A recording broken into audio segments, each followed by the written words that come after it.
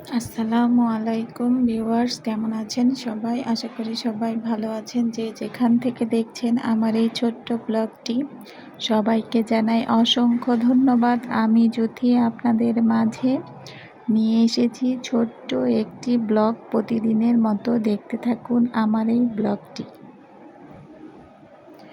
আজ হলো ২৯শে মে। আমার যে ছোট্ট দুইটা টুইন আছে তাদের আজ জন্মদিন। যদিও মে মাসে আমার প্রতিটা বাচ্চারই জন্মদিন। ১৩ই মে আমার বড় মেয়ের জন্মদিন, ২৬শে মে আমার ছেলের জন্মদিন, আর ২৯শে মে হয়েছে আমার টুইন দুইটার জন্ম, আর ৩০শে মে আমার বিয়ে হয়েছিল, মানে ম্যারেজ ডে। এই তো তাই বড় ছেলে মেয়েরা ধরলো যে আজকে আমরা তানহা সিনহা, মানে আমার টুইনদের নাম হলো তানহা সিনহা, ওদের জন্মদিনে আসো একটু আয়োজন করি ঘরোয়াভাবে। যেই কথা সেই কাজ, বাচ্চারা যেহেতু বলেছে না তো আর করা যায় না, তাই ভাবলাম যে একটু ঘরোয়াভাবে করেই নেই, এই নিজেরাই। এই তো একটু রোস্ট পোলাও রান্না করব, আর একটা কেক এনে দেবো, 2জন কেটে খেয়ে নেবে, মানে 4জন খেয়ে নেবে। ওই যাই হোক, রান্না করতে করতে ভাবতেছি দেখতে দেখতে কিভাবে 3টা বছর পার হয়ে গেল। মনে হয় এই তো সেদিন হাসপাতালের বেডে শুয়ে আমার পাশে আমার বেবিরা, আজ তাদের 3 বছর পূরণ হলো। সবাই আমার বাচ্চাদের জন্য দোয়া করবেন। তৃতীয়বারের মতো টুইনের মা হয়েছিলাম। সে যে কি আনন্দের, আপনাদেরকে বলে বোঝাতে পারবো না। যদিও আমার প্রত্যেকটা বাচ্চার জন্মই আমার আনন্দের ছিল। প্রথমে মেয়ে সন্তান হইল, সেটাও একটা আনন্দের। তারপরে ছেলে, সেটাও আনন্দের। মেয়ের পর ছেলে, তো আনন্দ হবেই। এরপরে তৃতীয়বারের মতো যখন মা হলাম, তখন টুইন 2টার জন্ম হইল, তখনও একটা আনন্দের বন্যা বয়ে গেল। সবাই আমার বেবিদের জন্য দোয়া করবেন, আমার বাচ্চাদের জন্য দোয়া করবেন, ওরা যেন ভালো মানুষ হয়, আল্লাহ তাআলা ওদেরকে যেন নেক হায়াত দান করে।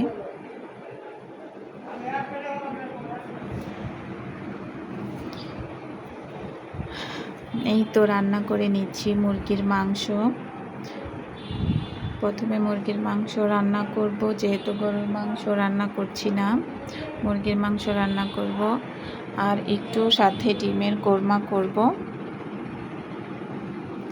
আসলে বাচ্চাদের জন্য আমি রান্নাগুলো অত ডিটেল দেখাতে পারছি না আপনাদেরকে, মোটামুটি যতটুকু দেখানোর দরকার অতটুকুই দেখাচ্ছি।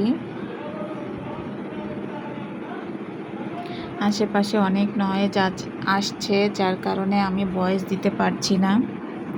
অনেকবার কেটে আজকে ভয়েসটা দিতে হয়েছে, তারপরও নয়েজ আসছে অনেক।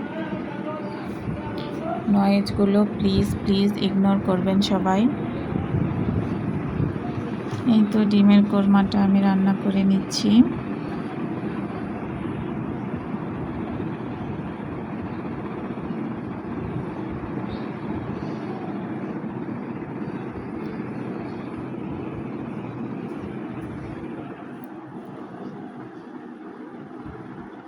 টুইন 2টা একটু কথা বলা শিখছে, মোটামুটি ভালোই সেন্টেন্স মিলিয়ে কথা বলতে পারে। ওদের প্রতিদিনের কাজকর্মগুলো আমাকে অনেক আনন্দ দিয়ে থাকে।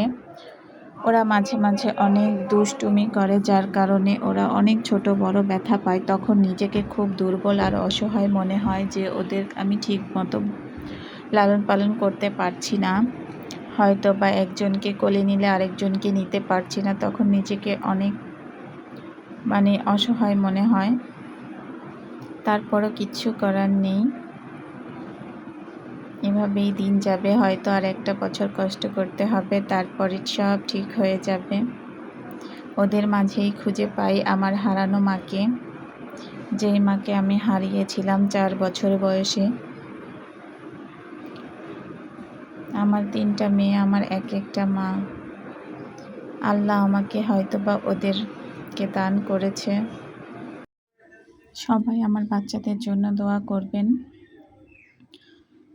ওরা যেন ভালো মানুষের মতো মানুষ হইতে পারে। ভালো মানুষ বলতে আমি ভালো মনের মানুষকে বোঝাইছি। ডাক্তার ইঞ্জিনিয়ার হইতে হবে এমন কোনো কথা নেই।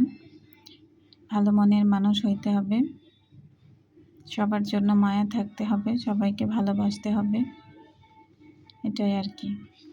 একজন আরেকজন ভাই বোনের জন্য অনেক টান থাকতে হবে, এটা আমার শখ যে ভাই বোন সবাই মিলেমিশে থাকবে, একে অপরের দুঃখে এগিয়ে যাবে, একে অপরের কষ্টকে ভাগ করে নেবে। দেখতে দেখতে ভিডিওর এই পর্যন্ত যারা চলে এসেছেন আপু কিংবা ভাইয়া, তাদের উদ্দেশ্যে বলছি, প্লিজ এখনও পর্যন্ত যারাই আমার ভিডিওতে লাইক দেননি, প্লিজ একটা ছোট্ট করে লাইক দিয়ে দেন। আর যদি আমার ভিডিওর কোনো অংশ আপনাদের ভালো লেগে থাকে তাহলে আমার চ্যানেলটাকে সাবস্ক্রাইব করবেন, পাশে থাকা বেল আইকনটা বাজিয়ে দেবেন যাতে করে নোটিফিকেশন চলে যায় আপনার কাছে।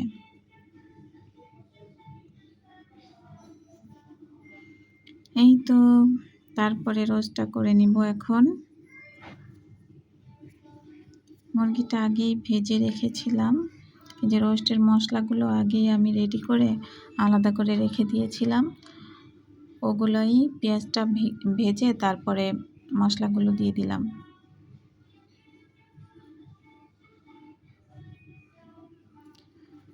এই তো এবার মশলা কষতে থাকুক। মশলা কষতে কষতে মনে পড়লো ভাই আর ভাইয়ের বউকে একটু বলি, ওদেরও মানে এই কেউ নেই আমি ছাড়া আছে আমার চাচা চাচি, তারপরে আমাদের আরও অনেক আত্মীয় স্বজন আছে। কাছের বলতে বোন, আমি ভাই হিসেবে ওকে বলা উচিত আমার মনে হইলো। আর বাচ্চারাও বলতেছে যে মামিকে বলো আসতে, বিশেষ করে আমার বড় ছেলে মেয়ে ওরা বলতেছে, তাই ওদেরকেও আসতে বললাম যে তোরাও আয়। ওরা সারাদিনই বলেছিল আসবে না, কিন্তু ঠিক টাইম মতো চলে এসেছে।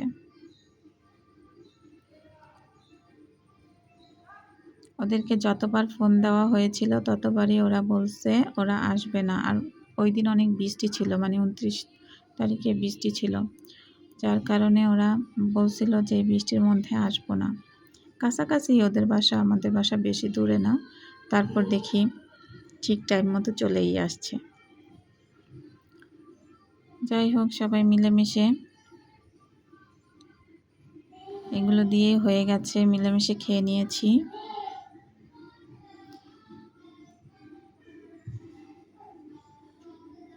এই তো ভিডিওর এই পর্যায়ে এসে আপনাদেরকে আবারও বলি, যারা সহ্য করে এতক্ষণ যাবৎ আমার ভিডিও দেখেছেন তাদেরকে অসংখ্য ধন্যবাদ। এই তো রসটা হয়ে গেছে, আমি একটু দুধ দিয়ে দিলাম, টক দই ছিল না বাসায়, লেবু দিয়ে দুধ মিশিয়ে আর কি দিয়ে দিয়েছি টক দই বানিয়ে। এই তো ছোট্ট একটা কেক, আমার টুইন 2টা আর ওইটা আমার ভাইয়ের ছেলে। যাই হোক, 3টা খুব আনন্দ পাচ্ছিল, এটাই আমাদের আনন্দ। আল্লাহ হাফেজ।